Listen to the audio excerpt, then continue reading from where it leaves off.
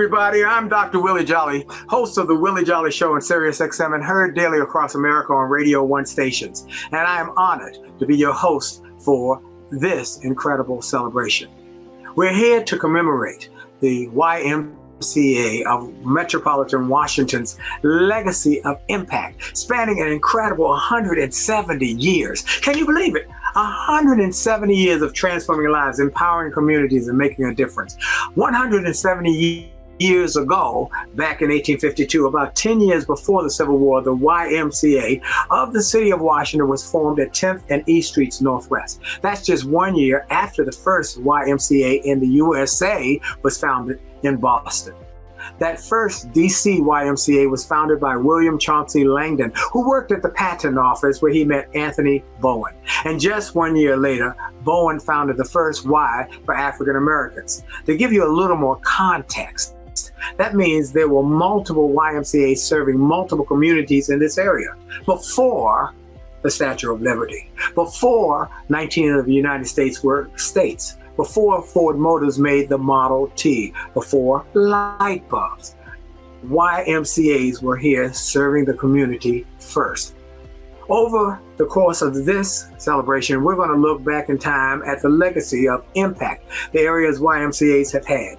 We'll also take a moment to connect with some of the employees who've created their own legacy of impact, serving our communities for decades. First, a look back at the founding days of the YMCA through the eyes of one of our teen members.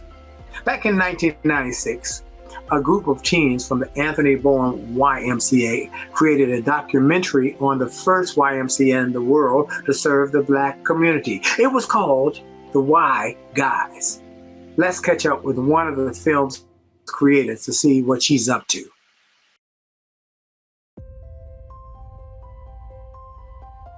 Hello, my name is Aisha Walker, and when I was 10 years old, I was a part of creating a documentary about the 12th Street YMCA, which was the first Black or African American YMCA. In the heart of the Shaw neighborhood in Washington, D.C., resides a very special building, the old 12th Street Y. Because of the area that it was located in, it was heavily supported by like music artists and poets and like just writers, just a whole little art scene, kind of like a Black Renaissance, but in DC instead of Harlem.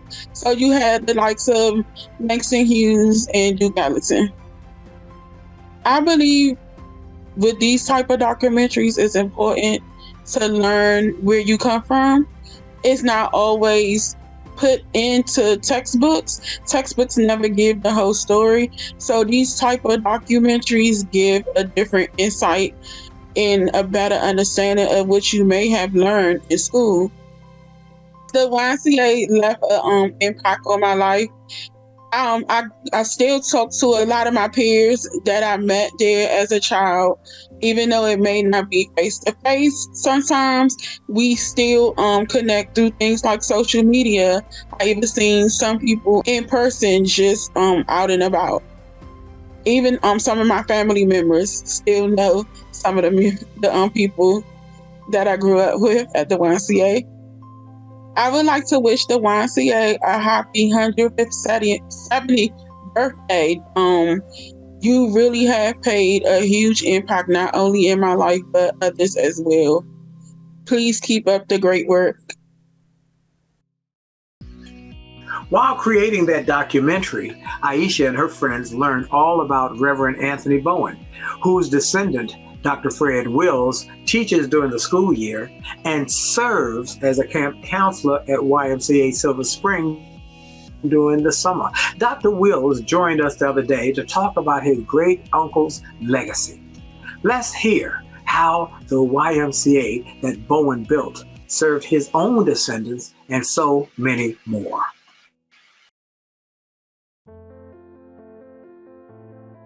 My name is Dr. Fred Wills, and I am the 5th generation great nephew of Anthony Bowen.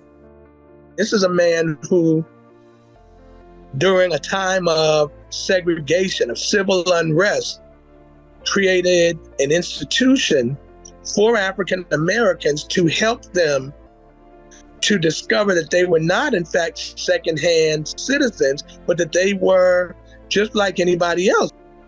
And his mission was always to support not just his people, but the integration of his people into mainstream society. And by that, I mean that he worked to make sure that his people had just as much of an opportunity to succeed as anyone else.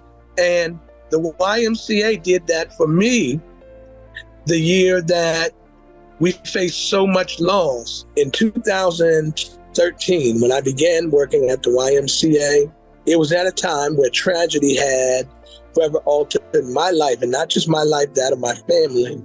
The YMCA support was tremendous in helping me to rediscover my passion, not just as an educator, but as a member of the community, helping the community to thrive. And because of the work that they do, because of their support, because of their generosity, I've come back every summer as a camp counselor. I can't begin to comment on the impact that the YMCA is having on so many lives. We've seen teenagers discover their career passion. I still get emails and phone calls from some former campers. One of them is in medical school right now. One of them is a computer programmer, software designer. One of them is an educator. Actually, three of them are educators. The YMCA's work is phenomenal, and I'm blessed to be a part of it. And in the middle of slavery's tragedy, Anthony Bowen lit a light of hope. And the YMCA that my great uncle created shined that same light into my life. And I will forever be grateful for that. How cool that we have a descendant of Bowen continuing his legacy at the YMCA Silver Spring. And on the subject of Silver Spring, here's a fun fact. Did you know in 1950, when the Beltway was being constructed, the road cut through the golf course of the Indian Spring Country Club. So the owners donated the clubhouse on Hastings Drive and 9.5 acres of land to help create YMCA Silver Spring. Given traffic in that area, drivers might actually have fared better driving across the golf course. Now, remember that Dr. Will's ancestor, Anthony Bowen, founded the first in the entire world to serve the Black community. But it didn't have a dedicated building yet. That came later, when the YMCA that Bowen founded became the first of 25 Black YMCAs to create their own buildings, thanks in part to the generosity and vision of a man named Julius Rosenwald. Rosenwald's grandson, Peter, joined us the other day to discuss his grandfather's amazing legacy of impact with the YMCA and Black communities across the country. My name is Peter Ascoli, and I am the grandson of Julius Rosenwald, who was the CEO of Sears, Roebuck and Company from 1908 to 1924. He was also a well-known philanthropist. In 1896, JR became a vice president of Sears, Roebuck and Company. And it was already a pretty large catalog business. It eventually became so big that it encompassed almost everything that anybody could possibly want, from cradles to gravestones, including houses. Sears really was the Amazon of its day. And as a result, JR became extremely wealthy. And in 1910, JR was sent 2 books by his friend Paul Sachs, who was a junior partner in Goldman Sachs, and they essentially changed his life. One of them was Booker T. Washington's autobiography, Up from Slavery. He had not really noticed African Americans much. 3% of Chicago at the time consisted of blacks, and they really weren't on JR's radar screen. And he had the same prejudices as many whites of his day, but very quickly, after meeting Booker T. Washington and other blacks, he realized, and this was an opinion that was extraordinary in the early years of the 20th century, that blacks and whites were equal and should be treated as equals. 1910, a delegation comes to visit JR from both the Chicago YMCA and the Washington YMCA, asking for $25,000 to build a YMCA in Chicago. And JR agrees to build a YMCA in any city in America to give $25,000 for a black YMCA to any city in America where the YMCA can raise an additional $75,000. JR believed that the YMCA was a good investment because he knew it. Even before he had a lot of money, he gave $50 gifts to the local YMCA in Chicago, in Hyde Park, where he had a home. He believed it was important. And then also, when the Sears Roebuck plant was built in 1906, he insisted that nearby be a YMCA where the thousands of workers who worked at the Sears plant could go for recreation. He felt that was very important. So he clearly had an affinity for the YMCA. The YMCA in Washington was the very first YMCA that was built using JR's model, if you will, that he would give $25,000 if an additional $75,000 could be raised from other sources, and that a portion of that money had to come from the black community. So he knew that the YMCA was a good investment. It was needed in the community, and he knew that it was needed in the black community. And that was one of the reasons that he decided to do this. I think that JR felt that you should give money to a cause where you really can make a difference. During his lifetime and after his death, JR gave away some $62 million to a wide variety of causes. And I think that if you put it into today's money, it would be easily over $1 billion. After helping to pay for the construction of DC's black YMCA, Julius Rosenwald went on to donate toward the construction of 25 more YMCAs and several black YWCAs, all of which served as critical infrastructure in both the Great Migration and the Civil Rights Movement later on. Rosenwald also went on to fund more than 5,000 schools for black children in the South to improve access to education. But the project that started it all was right here. And did you know President Theodore Roosevelt himself laid the cornerstone for a new black YMCA building in 1908. And the building was designed by Booker T. Washington's son and was built entirely by black tradesmen. That building still stands today and serves as the Thurgood Marshall Center for Service and Heritage. That 12th Street YMCA building in particular holds a special place in the history of basketball. The YMCA had invented basketball back in the 1890s, but it wasn't played in all communities. And it wasn't played in any black communities until one man, E.B. Henderson, came to watch a game at a DC YMCA. We caught up with sports historian Dave Ungrady, as well as E.B. Henderson's grandson, to learn more about Henderson and how he earned the title, the grandfather of black basketball. This is Dave Ungrady, and I've been a journalist since the early 1980s in Washington, D.C., started at the Washington Post, and have written books and done broadcast work, etc.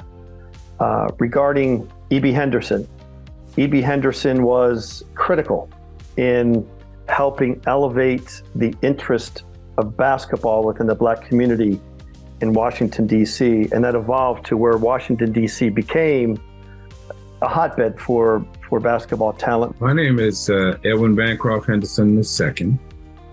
I am the grandson of Dr. E.B. Henderson. And Dr. E.B. Henderson is noted as the first African-American to introduce the sport of basketball to African-Americans on a wide-scale organized basis, starting in 1904 after he returned from Harvard University. E.B. Henderson actually attended the Anthony Bowen School right there at 4th and I in Southwest D.C. In 1907, after finishing the final session at the Dudley Sargent School at Harvard, my grandfather, along with his future brother-in-law, Benjamin Brownman, went to the Central YMCA in Washington, D.C. to take in a game of basketball, just as observers. And the director of the YMCA heard that there was some grumbling from some of the people in the crowd, and he kicked them out. And probably not very politely as well. It was at that point that he decided that he would create a league of his own under the auspices of the YMCA. The team that he created, the Washington 12th Streeters, they were instrumental in raising the money to build the 12th Street YMCA, along with the two grants, one from the Rockefeller Foundation and the other one from the Rosenwald Foundation. After he started the All-Black Basketball League in Washington, D.C., played at the 12th Street YMCA, he realized that Blacks in the inner cities did not have many opportunities for recreation, as many as whites, and it was starting to affect their health. So he approached it from a health perspective, not just a fitness perspective, but he saw how fitness could help improve their health. So he didn't only focus on basketball. He promoted baseball, football, programs teaching youth how to participate in those activities. But anyone in general, to increase their awareness and interest in recreation and athletics, he would do it. E.B.'s work, his prominence, developing activities for Blacks in Washington, D.C. drew national attention. The Spalding Company asked him to write a book that informed people about how he promoted those activities in the African-American community in Washington, D.C., and it had a national audience. Understandably, E.B. Henderson is considered and called by many to be the godfather of Black basketball in this country, not just D.C., but in this country. His efforts to promote the sport in the Black community led eventually to the Washington, D.C. area becoming a hotbed for basketball talent. It started really in the mid-1900s. Earl Lloyd of Northern Virginia was the first Black player to play in the NBA. You have Dave Bing, you have Elgin Baylor, and others who were born in Washington, D.C. and learned the game in the D.C. area. The most recent is Kevin Durant, two-time NBA champion, and probably the most prominent basketball player to play in the NBA, and he's still playing today. So E.B. Henderson played a prominent role, and understandably and appropriately, he's called the Godfather of Black basketball.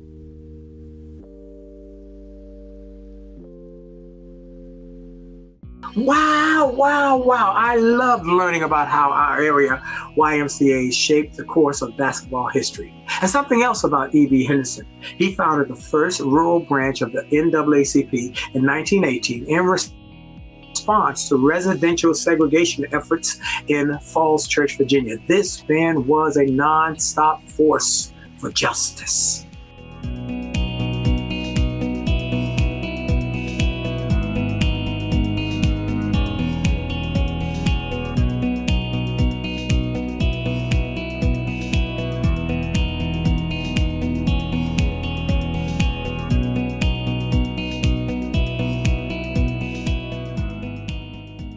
Elsewhere in Fairfax County, Virginia, did you know the city of Reston, Virginia was founded in 1964 by Robert E. Simon Jr., who used his own initials, R.E.S., Robert E. Simon, to name the town Reston. He envisioned Reston as an urban utopia where people of all backgrounds could live, work, and play together every day. The YMCA Fairfax County Reston was a key centerpiece of the town plan. The branch recently got a new building and held its grand reopening in 2018. And did you know at around the same time E.B. Henderson was spreading the word about basketball to Black communities, a few miles north in Bethesda, a gentleman named John Cohen Letts, a Bethesda businessman, opened a sanitary grocery which later became Safeway. He built a model dairy called Arlon Farm, which is now the home to the YMCA's Arlon Program Center. In 1922, he donated the funds needed to help move the YMCA's overnight camp to its current location, and the YMCA named Camp Letts after him. In addition to helping young men with basketball and helping children with camps, did you know local YMCAs have been helping soldiers and veterans since they were founded? We found this picture of local YMCA volunteers helping Union troops during the Civil War. And did you know the YMCA was one of the founding members of the USO? We found this photo of local YMCA volunteers taking World War II soldiers to a musical event. They are in a horse-drawn carriage because of gasoline rationing. I love looking back at the past. Now, back to the present day. The YMCA wouldn't have had much of an impact without its incredible staff members. Did you know our YMCA has almost 100 employees who've been here 20 years or more, and even some of those who've been with the organization more than 40 and even 50 years. There's too many people to meet them all during this presentation. But just know that every time you walk into one of our branches or participate in one of our programs, you're likely to meet someone who made a career out of caring for the community for decades. We'll get to meet some of these dedicated staff members soon, as well as a few of our board members who volunteer their time and talents to help local YMCAs leave a legacy of impact. Every board member will help us take a look back at the role different YMCAs have had in our nation's history. Take a look at the impact local YMCAs have had in 2022, and then introduce us to staff members who've been here for 20 years, who've been here for 20 years or more. First up, YMCA board member Erin Andrew.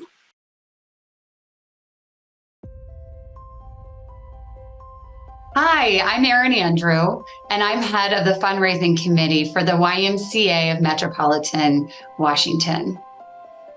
Did you know, to support women entering the workplace, YMCAs began offering childcare programs in the 1960s.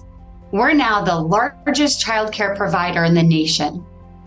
In 2022, local YMCAs ensured that 43,577 children received the academic, social, and emotional support they need to thrive in school and their careers and in life. As a working mom, I am so grateful for the support the Y provides. My kids have definitely, been to the Y during Child Watch so I can get a workout in. We've actually used Parents' Night Out. And without those things, I think my husband and I wouldn't know what to do without family in the area. So the YMCA really has been our community and our family. And did you know the first official YMCA day camp was founded in 1885? And the YMCA now operates more than 1,600 camps across the country. In 2022, our day camps provided 10,238 summer camp experiences children will remember for a lifetime. And 294 children received day camp scholarships thanks to community support. I know how much fun each and every one of those kids had at summer camp. I went to YMCA summer camp myself, and my children have gone too. It's an experience that everyone deserves. There's one woman who has been working with these kids since 1985. Carolyn Samuel King has set generations of children up for success in school and their careers and in life. The other day, Carolyn sat down with her friend and fellow YMCA for lifer, LaShawn, to share what she's learned over the years. Hello, I'm Carolyn Samuel King, the District Director for YMCA Calaveras, YMCA KIP at Capitol View, YMCA Prince George's, and I've been with the Y since March the 25th, 1985. What keeps me at the Y? I think it's the mission statement because I live within that myself and I like helping people. And I think if the world had more people like LaShawn and I, this would be a better place because we're always extending ourselves to, I'm gonna say 150% as far as making sure children are safe, feeding the seniors, getting clothes, food drives, backpack drives. We're heavily involved within the YMCA as well out in the community. And we're very well known in the community because we do the right thing for people. And that's what keeps me at the Y, I think. And I think over the years, LaShawn, we've built a sister bond after, yes, together so long. And it's fun. We have whatever you do in life, you have to enjoy. That's what I always tell people. And this has been a good ride for me, and I have a good time. And I'm going to continue to do what I do best, and that's working at the Y and making sure we completely answer the need of the community. And that's the truth. Well, I truly believe that the Y gives back. And I think once a child, I can see it in our own program. We have children who went through the program as young as 4, and then they're back. And we have one particular young man, he's gone through college. He graduated from Penn State, and he's entering in October, I think, to Howard University, which he's going to proceed to get a lawyer's degree. He's still with us. So during the time the first year he went to college, he came back in the summer, and he feels so obligated to give back. And I think that's a good impression for us as the directors to see this return coming back in our hands. So it's always a positive attitude with the kids. It makes me feel good. Sometimes I often think, oh, this is making me feel old, but I don't worry about the age. I just want to make sure that when they understand to give back, that's more important than anything. Wow. Carolyn's been with the Y since 1985. Back when I was an even younger man, I had hair then. Now let's take a trip down memory lane with board member Roland Hawthorne, my dear friend, who started going to Camp Let's when he was just a kid. Hello, my name is Roland Hawthorne.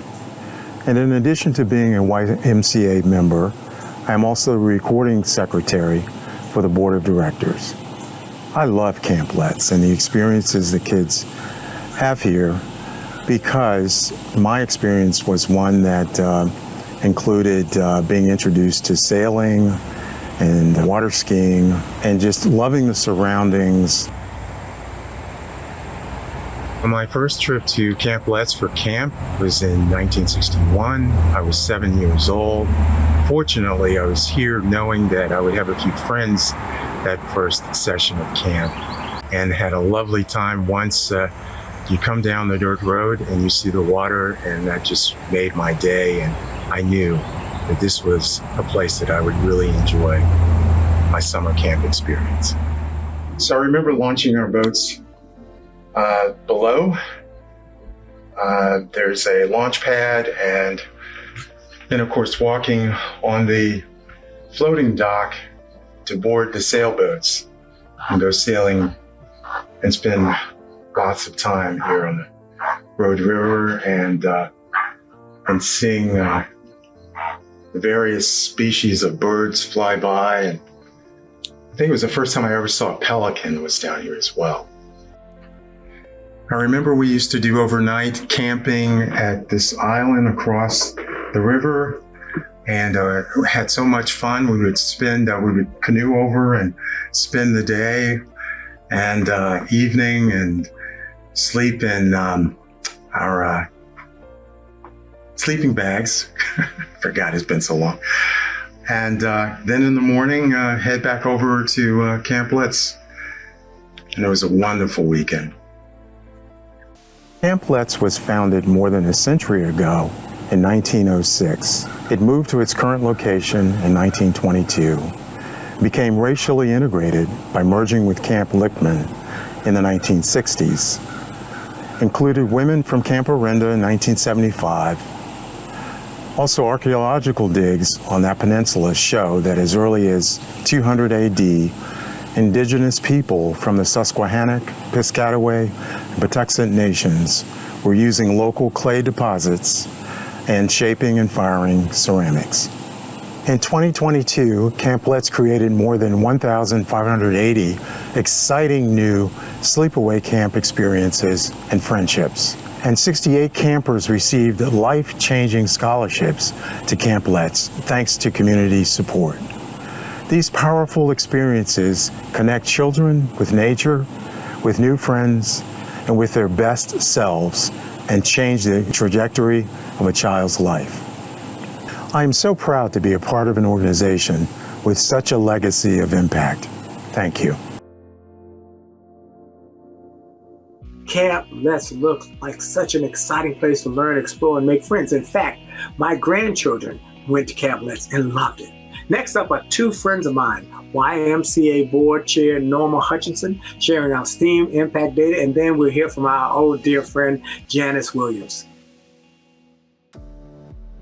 Hello, I'm Norma Hutchison, and in addition to being a member, I'm also the YMCA Board Chair.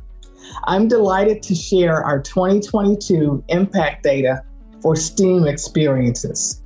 As you may know, STEAM stands for science, technology, engineering, art, and mathematics. And STEAM skills are some of the most valuable and sought after skills in a growing job market.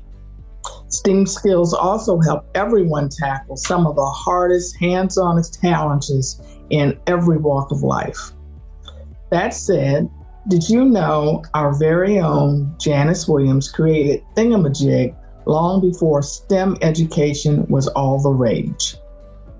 Since then, the event has moved nationwide across the country to Ys as far as San Francisco and Seattle. And in 2022, local YMCAs provided children with 7,305 STEM experiences such as Thingamajig. Thank you all so much for ensuring that students learn throughout the summer, building STEAM skills that last a lifetime and that can help make the world a better place.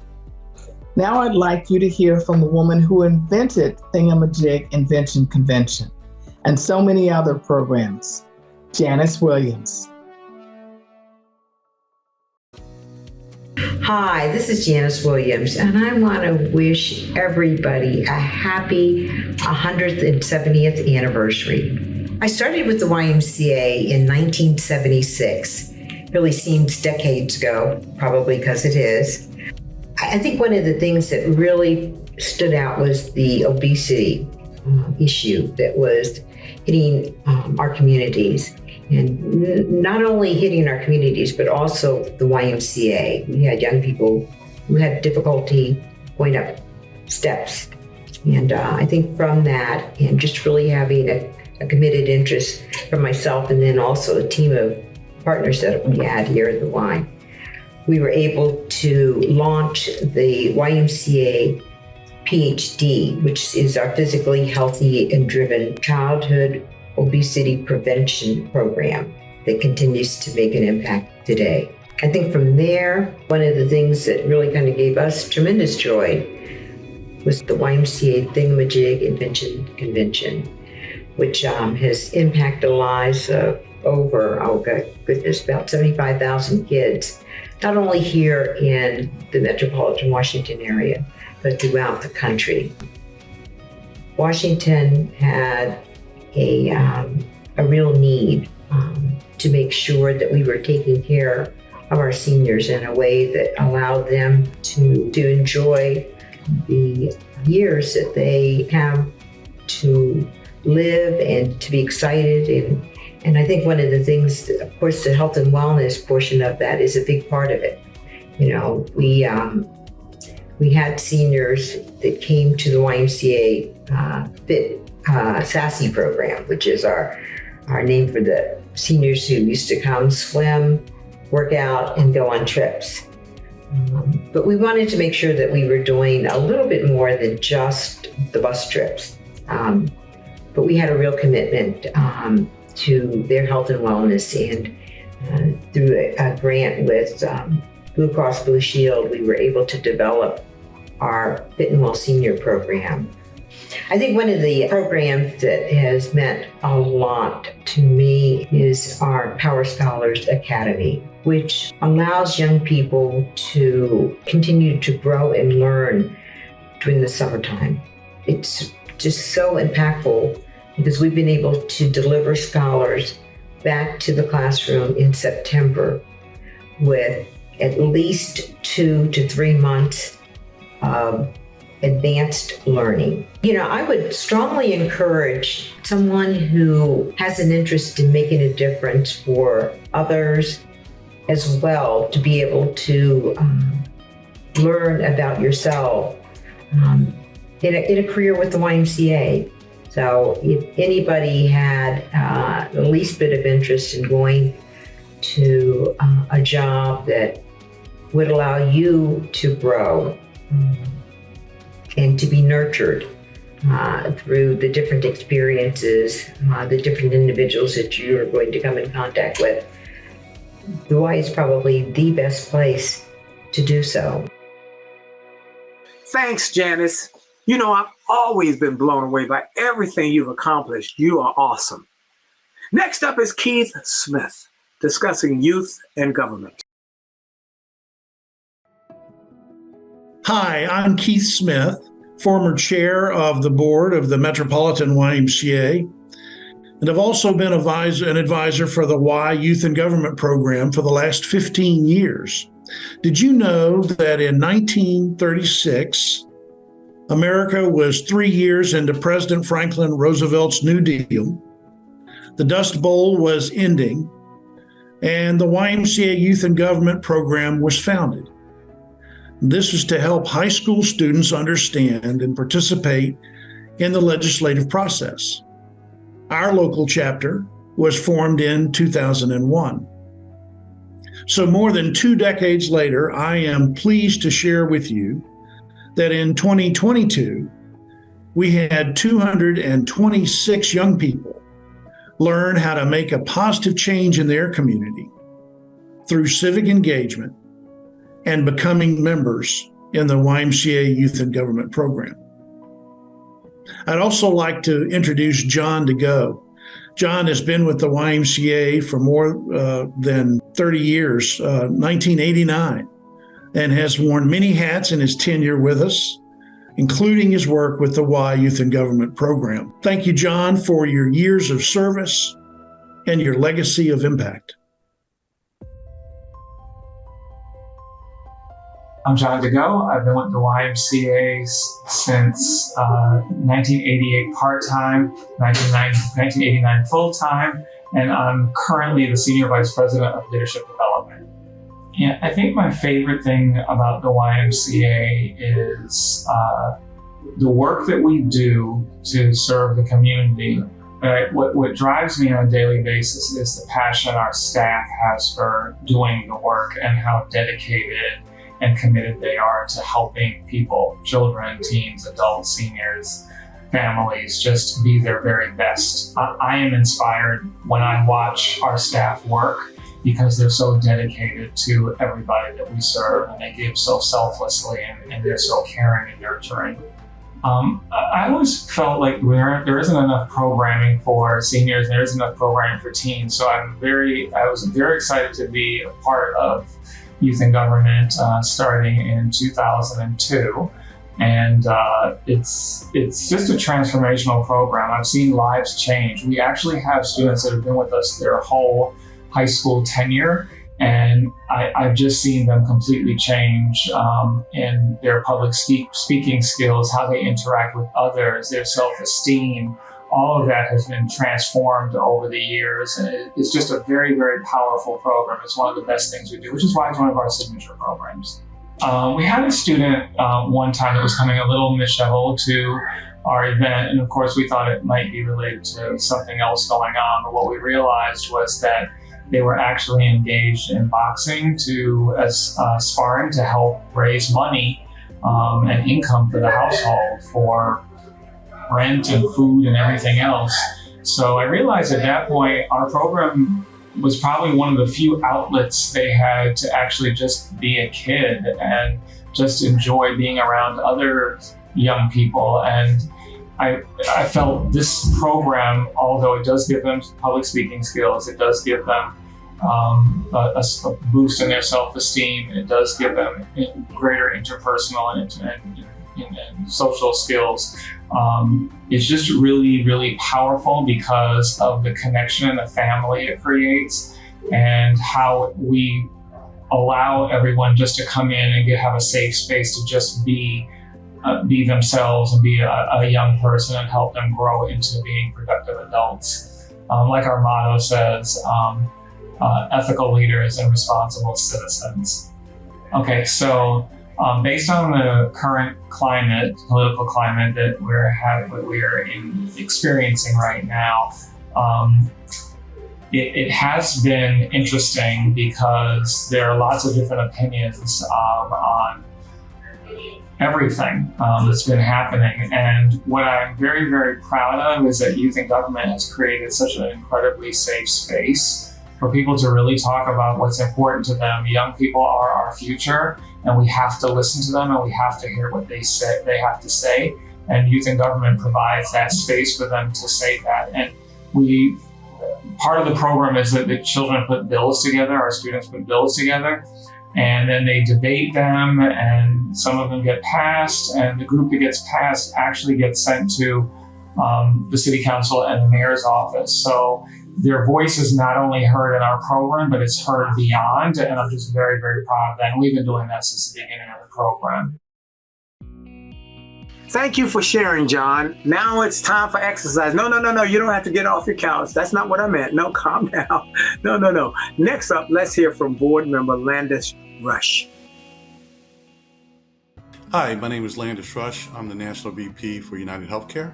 I'm also a YMCA board member, and my connection to fitness is I've played sports my entire life, which is why I've always admired and respected and appreciated fitness. Did you know that the DC area YMCAs were serving community before modern bicycles was invented? In 1869, a YMCA in Washington, DC was one of the first to build a gymnasium. The Y also invented bodybuilding and exercise classes in the 1870s. And shortly after inventing basketball, the YMCA invented volleyball in 1895 for men who found basketball too rough. To continue that legacy of impact, in 2022, area YMCAs provided 126,480 group exercise experiences during 13,568 in-person classes. And 1,400 community members participated in Y programs they could not otherwise afford, thanks to community support. I am so proud to be a part of an organization achieving such incredible impacts to improve community health. Now, let's hear from two folks who've been leading exercise programs at the Y for decades. Joe DiMidio, who has been running the YMCA gymnastics program since 1972, and Rose Sam, who's been leading exercise classes since 1992. Thank you both so much for your decades of service and your legacy of impact. Thank you. Welcome to the YMCA Woodlawn Center in Arlington, Virginia. I started with the Y in 1972 at the Y on 13th Street, and we used a multi-purpose room, and we just started off with just Saturday classes, and then we built it up to a point where we were pushing out all the rhythmic classes and aerobic classes. And so we were able to find this place back in 84, and we moved in here. Since 84 we've been here, and has expanded from 140 kids at the main Y on 13th Street. Now we're up to 600 kids. Okay, well, I did gymnastics as a kid and joined the high school gymnastics team in Arlington. And one of our first meets was at the old YMCA downtown.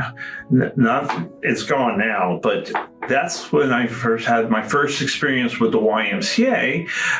When I was like 14 years old, competing at the YMCA, and was really inspired by the staff at the Y and how warm they made me feel at that competition.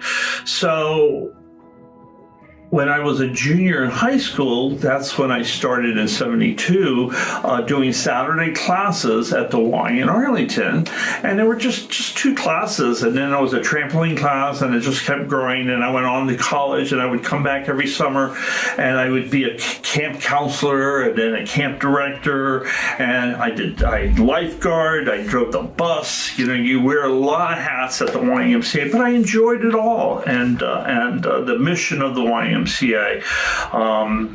And then it just, I thought I would only work for the Y for a couple of years after college, and I'm still here. So, it's been a wonderful life for me being with the YMCA and also my family. And so being here in Arlington and supporting the community with gymnastics needs, we have blossomed to a point where now our competitive team, which you're going to be seeing here, now compete all over the United States. They've also gone to Sweden and Denmark, and our team program that we have here also have been to help set up a YMCA in Nepal, in Kathmandu, and we were also in London at the YMCA there too. Miss Coach Alina here, who started in Russia. She was trained in Moscow.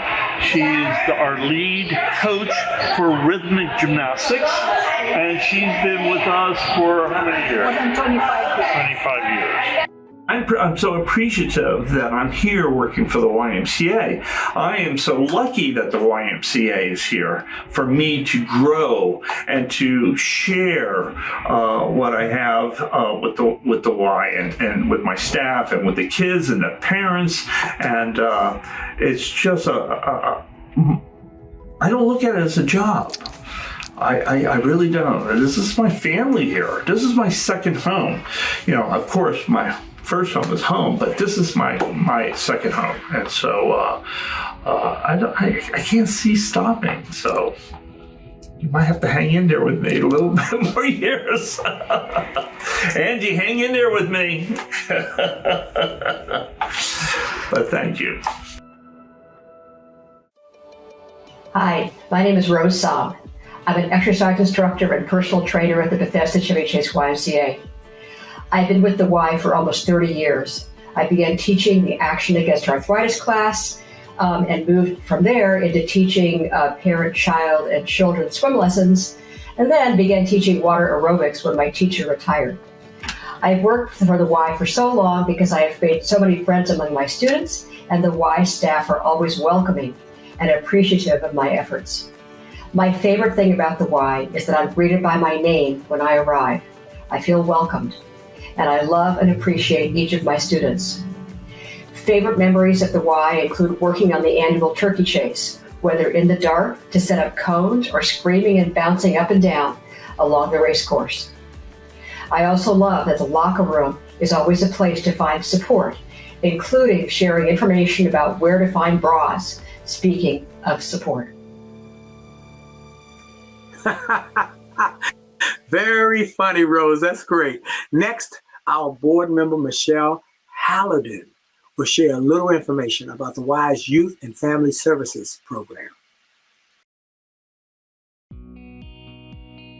Hi, I'm Michelle Hallidan, Assistant Treasurer on the YMCA Board. I'm particularly moved by the work of our Youth and Family Services team because through the comprehensive services and genuine care they bring to each and every child and family they serve, they quite simply change lives. Now, did you know the YMCA was created in London, England in 1844 in response to the difficulties young men faced during the Industrial Revolution? To this day, our commitment to helping young people and their families thrive through challenging times has never wavered. One of the ways in which the Y reaches those who need support is through our Youth and Family Services team. In 2022, Y Youth and Family Services provided 3,345 children and adults with mentoring and academic support, mental health assistance, and social services. Thank you all so much for your dedication, helping families of all backgrounds. Your work today will change thousands of tomorrows for the better. Now, I'd like you all to meet Andrea Barrera, who has been working for the YMCA's Youth and Family Services team since 2004 through the Linkages to Learning program, a community school partnership to support student learning, strong families, and healthy communities. Andrea, thank you so much for so many incredible years of service. My name is Andrea Barrera, and I started working with the Y with Youth and Family Services back in 2004, September 2004. My title right now, I'm the community schools coordinator supervisor. I started actually as a case manager, also site coordinator at one of the schools, and so I was able to grow in the Y professionally. But one of the other reasons why I'm in the Y still is because I know that the program that we run makes a difference. When I came to this country, my mom was actually a participant of the Linkages to Learning program, and that made a huge difference in our family. So when I needed it to go to school and study, I decided to do social work. And when I did my internship, I did it with Linkages to Learning because I wanted it to give back to the community. And then once I graduated from college, I got a job with the Y, and the rest is history. So I know that the Y, it's always invested in me. I've been able to grow, as I said, professionally, and also I know that I make a difference, helping the other staff members and also the community. I love it. One of the things that really helped my family when we came from Chile, it was the parenting classes, English classes, and also one of the biggest things was the support that my mom was able to get from the site coordinator at that moment. We didn't know the school system, we didn't know the language, and so she was able to get a lot of support from Linkages to Learning to know how to navigate the system. I remember also we had some medical issues with one of my siblings, and the program was able to guide us and support us on how to find the right doctors and get a surgery done for my sibling.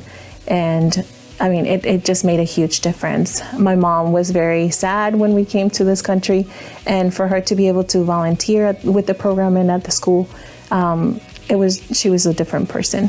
It just brought a lot of empowerment to her. So after she participated in the programs, she was able to do a lot of things by herself, even though she still couldn't drive by herself, but she learned how to drive. And so I think seeing the empowerment that she was able to receive from the staff and from the program helped the whole family. And so that's why I'm here, because I know personally that it makes a difference. What an incredible way to give back, Andrea. Next up, the mayor of the YMCA's Youth and Government Program and the youngest member of the organization's board of directors, Ellen Lurie. Hi, my name is Ellen Lurie, and as the mayor of the YMCA's Youth and Government Program, I also have a seat on the organization's board of directors.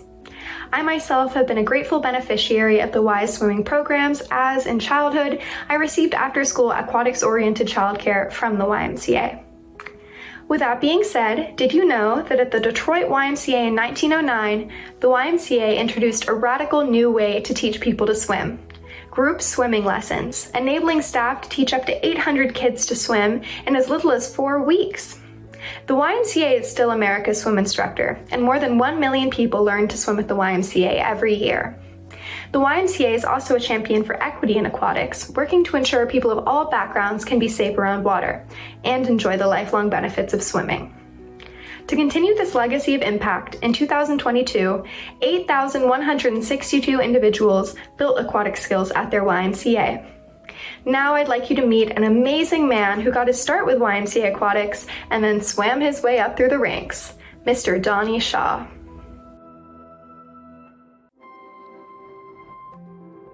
Hi, my name is Donnie Shaw.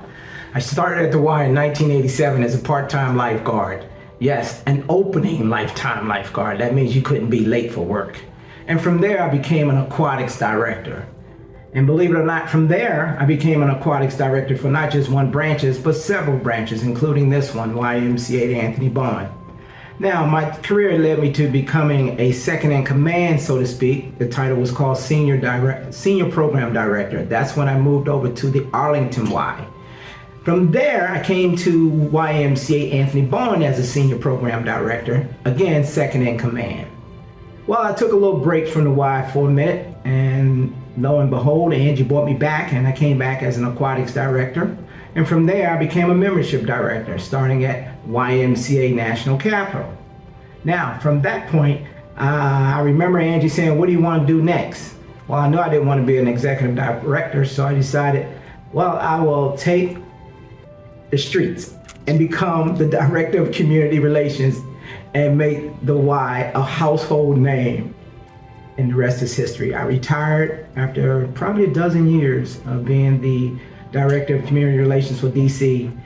And don't be fooled, I did dabble a little bit in Prince George's County and Northern Virginia. That is, I affected those communities, representing the Y in various capacities. Well, people often wonder what kind of impact that I have on our organization.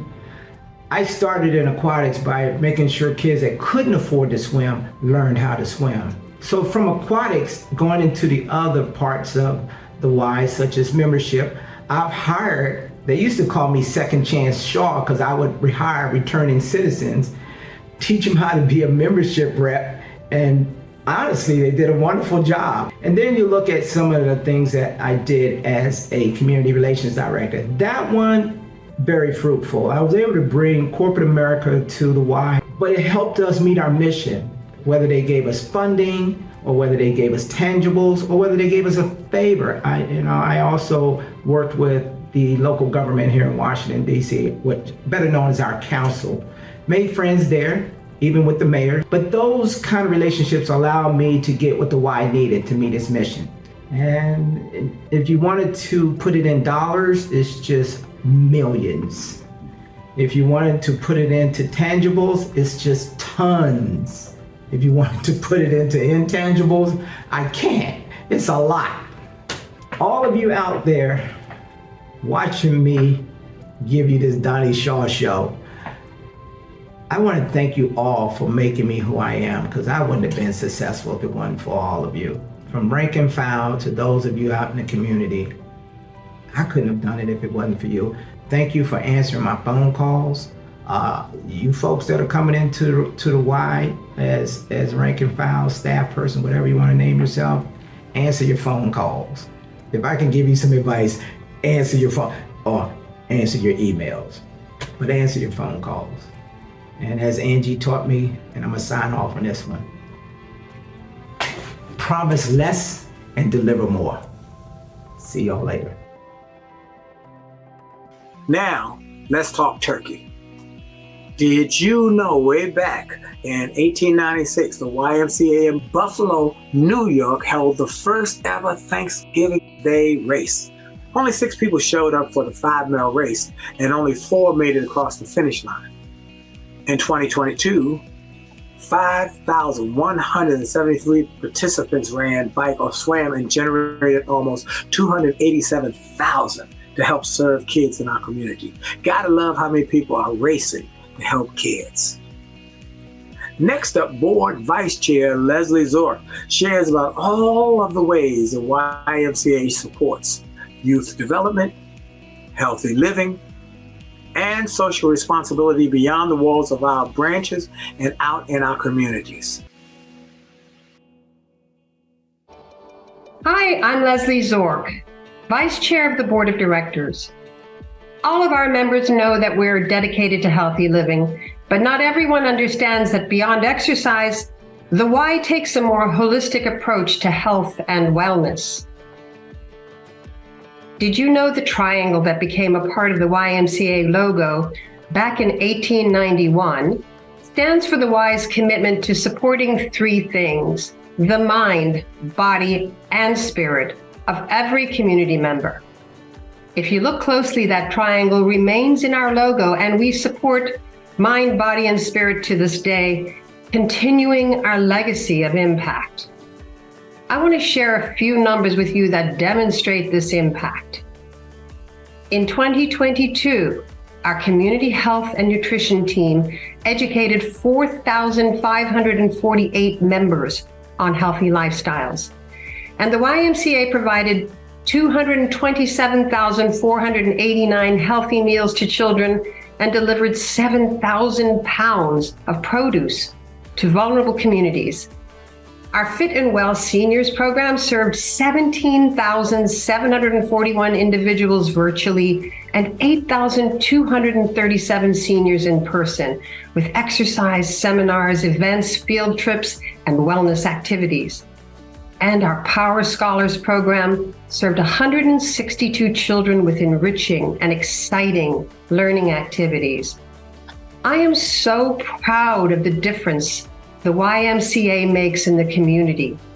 I am grateful and in awe of the dedication and hard work of the Y staff at every level who made these achievements possible. Now I'd like to reintroduce LaShawn Murray, who was on earlier and has been with the YMCA since 1996. LaShawn oversees programs such as Fit and Well Seniors, Power Scholars, and so many more. LaShawn, thank you so much for your many years of impactful service. Hello, my name is LaShawn Murray. I'm the Association's Senior Director of Program Development. I've been with the YMCA since November 1996. And Ms. King here brought me to the YMCA. I started out as a weight trainer, and then from there, I started volunteering with a program called Kid Pace, where it was workout equipment for kids. And I was helping launch that program, and then from there, Ms. King had me doing birthday parties and pool parties and all that. We've been running Power Scholars Enrichment Program for a number of summers. It's a program that is designed to help summer learning loss. The kids get academics during the day, and then the latter part of the evening, they do club-style enrichment programs. And we've seen kids start at kindergarten, and they've graduated through this program because we've been at Power Scholars at Seton for several years. And then the Fit and Well Seniors program is another program that's near and dear to me, because, you know, seniors aren't seniors like they used to be. These seniors are all about doing outdoor adventure. They want to be challenged. They want to be engaged. If a young person is doing it, they want to try it as well. And I think too, you know, there's still a group of us that's been here this 20-year plus, and I think that group, we are our own little community. Mm-hmm. We've been together for so long, and I think that we all have that passion for people. We have a passion for what we do, and we sometimes push ourselves beyond passion to go above and beyond, even if it inconveniences ourselves, but we know that we got a purpose behind what we do. So I think, you know, we've built great relationships, and we've had a great time doing it these 20 plus years here at the Y. And I think too, when it becomes to a point when it doesn't feel like work, That's where you know you found where you're supposed to be, because I don't think this feels like work to us. This is just what we do every day. Even if we weren't at the Y, we would probably be doing what we do in some kind of way. Yeah. So I think we found our niche, and it serves both of us well. So yeah. That's the connection. Yeah. Hey! Wow. LaShawn, I love your energy. Clearly working with both seniors and young kids at the YMCA is keeping you going strong. Next up, let's meet Eric Vanderpoel from YMCA Arlington, who joined just 2 years after LaShawn. Hi, my name is Eric Vanderpoel. I'm the District Executive Director here at the Arlington YMCA. I've been working for the YMCA for 25 years and loved every minute of it. I've worked with the Y for so long because being part of the Y means so much more than participating in our programs and services. The Y is not a building or a place. It's a movement of people united and working to strengthen our communities. As a nonprofit committed to helping all of us be our best selves, the Y has such a history of stepping up when our neighbors need us. Despite unprecedented and difficult circumstances, we are working tirelessly to reimagine our branches and pivot our programming to support our community's most urgent needs and long-term well-being. I am proud of the way that the Y has expanded how we serve. My favorite thing about the Y is our members, our families, and our volunteers. Being able to be part of their lives and the positive impact that we have on them. We believe that all of our community members should also have access to all of that we offer, regardless of their ability to pay. Eric serves the community out of YMCA Arlington. And speaking of Arlington, did you know on a Saturday night in 1973, during President Nixon's Watergate scandal, a large group of Washington insiders were attending a birthday party at the YMCA Arlington Tennis Center. Nixon fired the special prosecutors, and one by one, all of the YMCA partygoers were called away to their various jobs, ruining the party. Partygoers dubbed that event the Saturday Night Massacre. And while clearly Nixon is best remembered for Watergate, he also drastically increased federal funding for historically Black colleges and universities. It was part of one of his political schemes, but it did help HBCUs get on more equitable funding ground. And did you know, back when the YMCAs were first starting off in the US, college and university students often created their own on-campus YMCA groups, especially historically Black colleges and universities. In fact, the Howard University YMCA was one of the first. Couldn't hurt that it was down the street from the world's first Black YMCA. In these student-run YMCAs that were the driving early force behind the larger YMCA organization's move toward racial equity, we found this shot of the Howard University YMCA from back in 1913. I didn't think I've seen that many college students in jackets and ties ever. Now leading the discussion on the YMCA's push toward racial equity is Michael Duvall. Michael was a YMCA kid himself during the Nixon administration. He became a YMCA staff member all the way back in the 1980s and now leads the YMCA's Boys and Young Men of Color strategy. Let's listen as Michael tells us about the Y's work on behalf of boys and young men of color. Hello, I'm Michael Duvall. I have been blessed to work in the YMCA almost 42 years, and today I am the National Executive Director for Boys and Young Men of Color.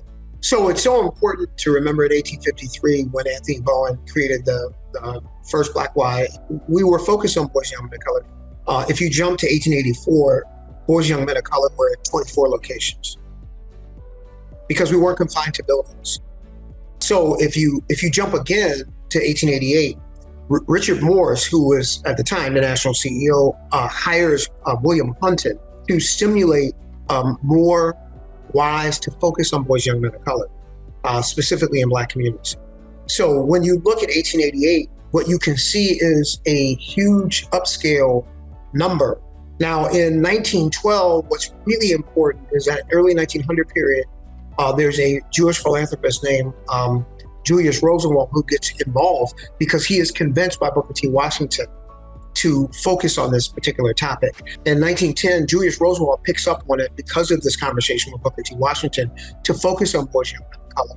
And he begins investing in building, and that begins to take off. And he actually invested first in 12Ys, which obviously was, the first one was DC, Washington, DC. And that's when the building gets built on 12th Street.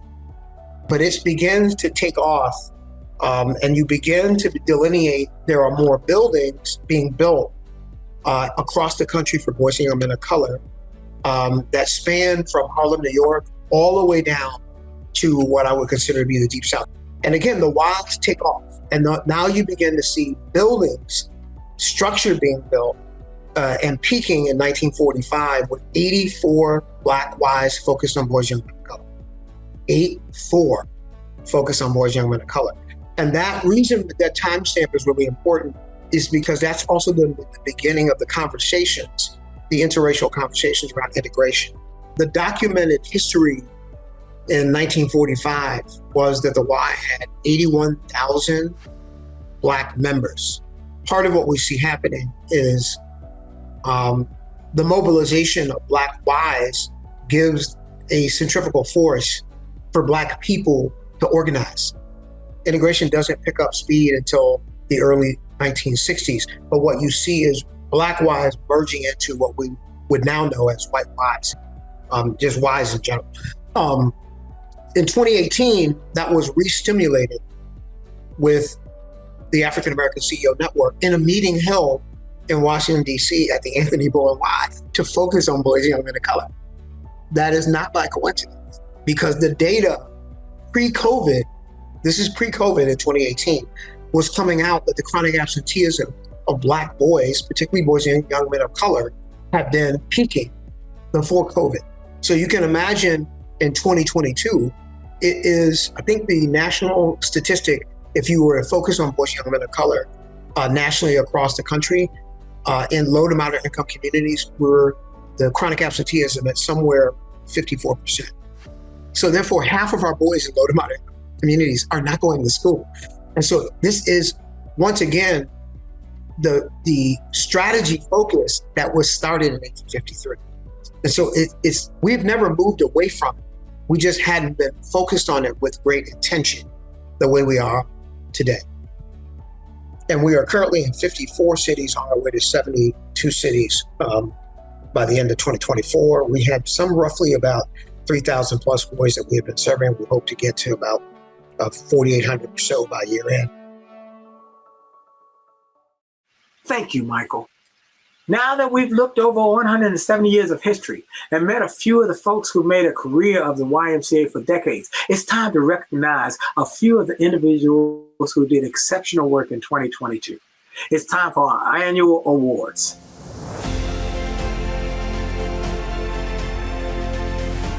First up, our Staff Member of the Year. And the 2022 Staff Member of the Year award goes to Misa Dillard.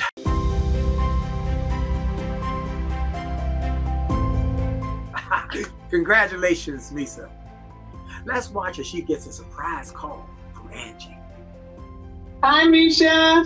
Hi, Miss Angie. How are you? I'm good. How are you? I recognize that voice anyway. Well, forgive me for holding it on your meeting with Nick, but I just wanted to be the one to share some really good news with you. Okay. It is a privilege and a pleasure to let you know that you have been named the 2022 Staff Member of the Year. Oh, thank you.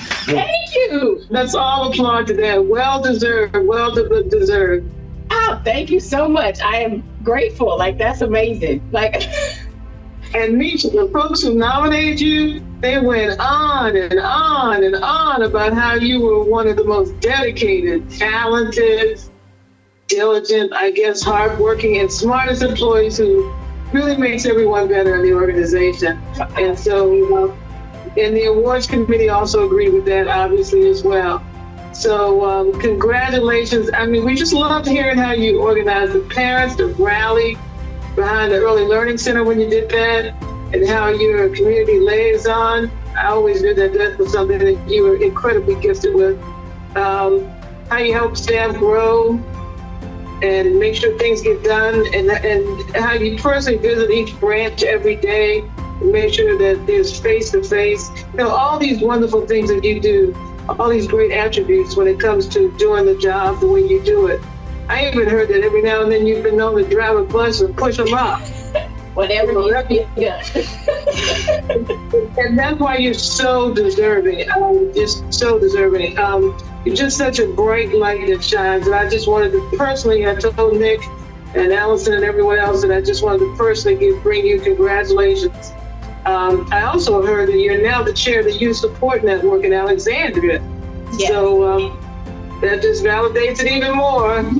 But, I really appreciate the fact that you've taken time to spend, as far as your journey, 20 years at the YMCA. Those years don't come by easy these days. So let me just say this. I am so appreciative that 20 of those years I was around for. Yes, ma'am. So I'm just grateful for everything you've done for the YMCA. And congratulations on being the 2022 Staff Member of the Year. Thank you. I appreciate it. Thank you so much, Miss Angie. It means a lot to me. Thank you. Congratulations!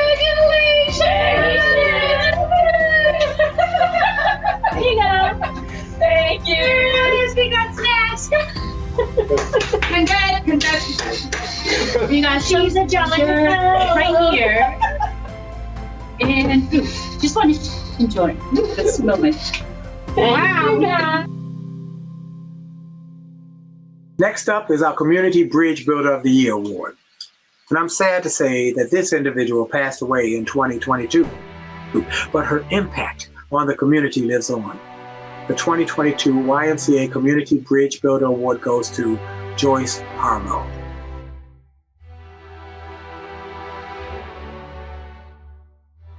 A few of her colleagues and friends shared their thoughts with us when we told them she had won.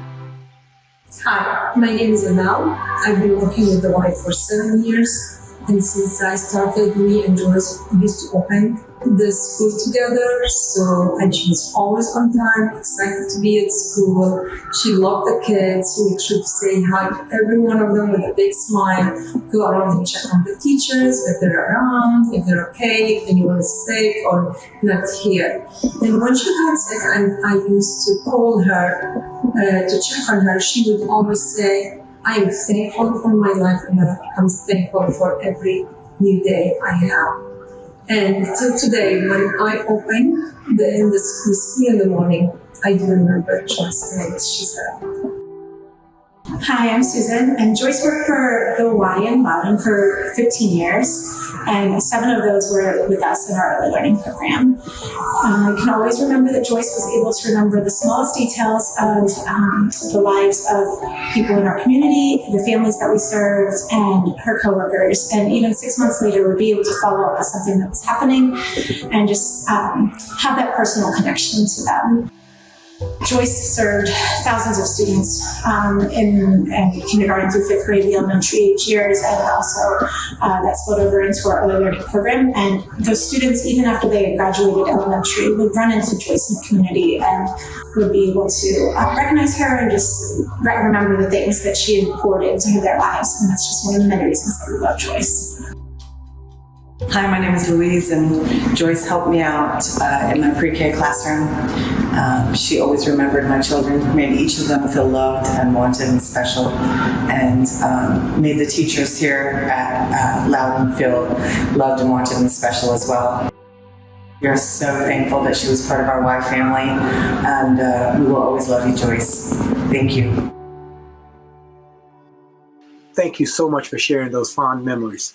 Joyce was an amazing person, amazing. Now the next category is Team of the Year.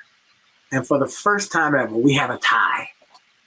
So the title of 2022 YMCA Team of the Year goes to both Human Resources and Business Services.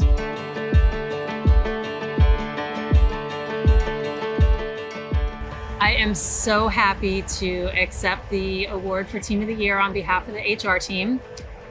This group of people that I have the privilege to work with every day moves mountains to get things done for the association. They work endlessly, they work tirelessly, and they do it with a smile and with kindness to move our association forward. And I am so proud of the recognition that they are getting with this award. Thank you. On behalf of the business services team, we'd like to thank you for acknowledging the hard work that we do, and I'd like to recognize our team for all the work they do to make sure all our members are happy. I also like to acknowledge some team members that were not able to be here because they were out. So Pasha, hi, we miss you. Hi Madison and Moni. So thank you for being part of our really small but mighty team. We do have an extended team, so I'd like to also recognize all the people who help us with that as well, because all the departments interface with business services. So thank you to Marion, Paloma, Hope, Giovanni, Paloma, I mean, just everybody. Am I missing anybody? If I'm missing, right? All right, and then we just want to say thank you to everybody. Thank you. We appreciate it. We appreciate it. And we are here to serve. Go team! Next up, our 2022 YMCA champion, George Connors from True Star.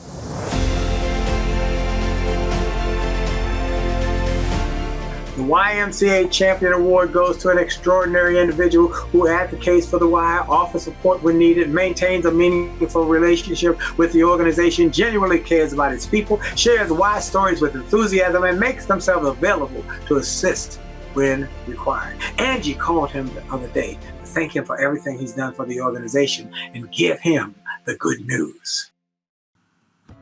Well, thank you very much for the award of the YMCA champion. That's very, very special. I can say that I'm not sure if I'm worthy of such an award, but I will tell you, I do champion the YMCA because I have such a rich history, starting with swimming lessons at age 5 to YMCA day camp during my primary education, to leading as a counselor at the day camp in my junior high school years, on to active and leadership roles in the YMCA High Y program. I always understood the importance of fitness in the YMCA in our local community in Anniston, Alabama. Later in life, I joined the YMCA of the Washington Metro area at the Arlington branch with my dear friend, hometown friend, Keith Smith. And there, because we lived in that neighborhood, just do my nightly workouts. I stayed with the fitness, and that's where I met my wife, who coincidentally was just playing racquetball one night, and numbers were exchanged, and 34 years later and 3 children later, our life began at the Arlington branch. So the privilege to be a part of the banking side for the YMCA of Metro Washington, especially in our financing piece to the Arlington branch, is very, very special. So I thought it was such a privilege to coincidentally be invited to the Arlington, branch, new history that's unfolding. That was just one of life's great blessings to me, because the YMCA has meant so much to me. Next up, this is a great award, our 2022 Volunteer of the Year. And guess who's back? That's right. It's my dear friend, my brother from another mother, Roland Hawthorne. Woo! We asked our CEO's ED and board liaison, Marianne Brown, to give him the good news. Hello, my name is Marianne Drown, and as the Executive Assistant to the President and CEO, of the YMCA of Metropolitan Washington, as well as the board liaison for the Association Board of Directors, it is my distinct honor to present the next award to board member Roland Hawthorne. We gave him a call. Let's see how it went. So, Roland, I saw your video from YMCA Camp Let's and loved it. Very nice. Thank you for making the pilgrimage out there to Edgewater. We just got the word in from the selection committee. And you, Roland Hawthorne, have been named our Y's 2022 Volunteer of the Year. Oh my goodness. Thank you. Yes, you were nominated because of your service as a former YMCA Anthony Bowen Branch Board Chair, a longstanding member of the Metropolitan Board of Directors, our board's recording secretary, the former chair of the Sustaining Capital and Endowments Fund Committee, and you always generously and most graciously share your time from branch grand openings to pickleball fundraisers. You're everywhere. We are deeply grateful for you and your commitment to the cause.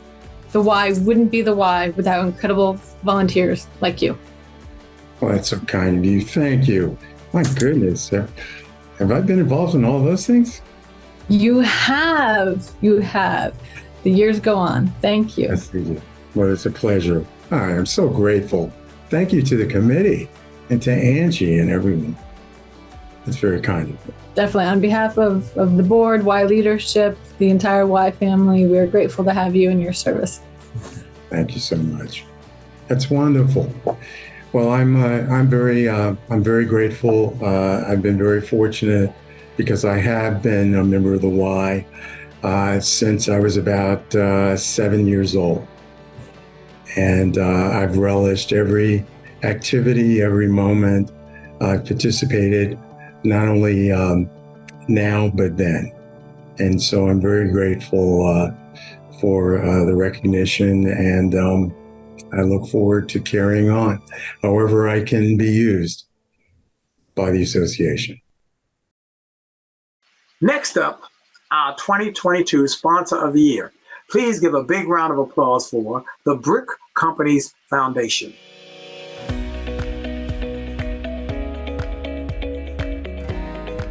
The team out at Camp Let's took a break from all the canoeing and zip lining to share the news with them. Well, hello, I am Phil Barbash, Vice President of our operation here out at Camp Let's, and very excited today to present the Brick Companies and the Brick Companies Foundation with YMCA of Metropolitan Washington's 2022 Sponsor of the Year Award. Wow. So we are Awesome. really excited about that. Thank you so much. Congratulations. I'm here with Shelly, Julie, and Stacy.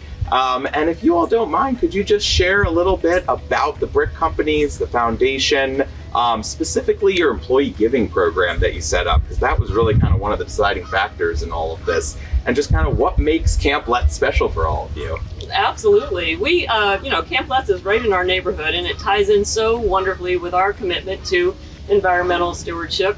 So many of our employees, children, have come to Camp Let's and enjoyed Camp Let's. It's just a pleasure and an honor to support the programs and initiatives here. Allowing people who otherwise wouldn't be able to get out and enjoy nature and go to camp, So, I mean, what could be better than that? Our employee giving program, we launched with an organization called Give Hero, and it allows our employees, every time they meet our challenge, which is to take 6,000 steps a day, every time they meet that challenge, we donate $1 to their chosen charity, and so many of them have chosen Camp Let's of the list of charities that we have, and that's why we were able to present you with a nice big check. Always good to be popular in that way. So it's our honor and a pleasure to support Camp Let's. Well, we really appreciate it, and just the sheer amount of lives that are impacted by these kinds of ways of support are just really, really astounding. So we have a little surprise for you. Oh my gosh! So we want to sponsor your upcoming turkey trot. Oh my gosh! I wasn't even prepared for this. Well, thank you so much. Absolutely. Thank you all. Well, I really appreciate that, and thank you for coming out today, making time out of your schedules. Did you all want to throw anything in, or? I just wanted to say, on behalf of the Brick Companies, it is such an honor to partner with such an amazing organization, and we're pleased to do all we can to help support you. Well, we appreciate that so much. Thank you all. Thank you. And for our last category of the evening, but certainly not the least, it's our 2022 Donor of the Year. Drum roll, please. Our 2022 Donor of the Year is Linda Horvath. Eric Vanderpool from YMCA Arlington called to give her the good news. Hi, my name is Eric Vanderpool. I'm the Vice President of Operations and Mission Advancement for the Arlington YMCA. I've been with the Y for 25 years and loved every minute of it. Today, I would like to acknowledge Linda Horvath as our 2022 Donor of the Year. Hi, Linda. Hello. Thanks for joining us. I appreciate you getting on with us before you head out of town. We just need your input on one thing for the annual celebration. Just got word in from the YMCA Selection Committee, and very delighted to be the one to tell you that you have been named the 2022 Donor of the Year. What? All of our donors this year and our selection committee chose you to be the one because of your long history of your yearly support of the YMCA, the time you donate to the organizational efforts, our efforts in always doing your Y work, as you call it, your support to the YMCA mission, the development committee, and hopefully building a new YMCA here in Arlington, the Model General Assembly program. You're always the first one to volunteer and advocate for the Y. You are just truly an amazing person. With that said, here at the Y, we wanted to acknowledge your generosity, especially in 2022. And I'm so proud that I get to work with you each and every day. That you're truly an amazing person, and I wanted to thank you for everything that you do, and congratulations. I'm floored. This is incredible. Well, I just don't know what to say. Thank you so much. It's a joy. Everything that I give and my husband supports it is from the heart. And the Y is just such a wonderful organization. I'm stupefied. Congratulations, and thanks so much. Thank you so much. Thank you. Bye. Well, that's it for me, everyone. This is Dr. Willie Jolly, host of the Willie Jolly Show on Sirius XM, and a close dear friend of the Y, and my sweet friend, Angie Reese Hawkins. What an incredible evening. I'm so proud of what local YMCA's staff members, donors, and volunteers have achieved over the last 170 years. Thank you all so much for joining us and for your part in helping the YMCA achieve a legacy of impact. My love to you. Good night, and remember, as I say at the end of my show every day, for sure, your best is yet to come. God bless you.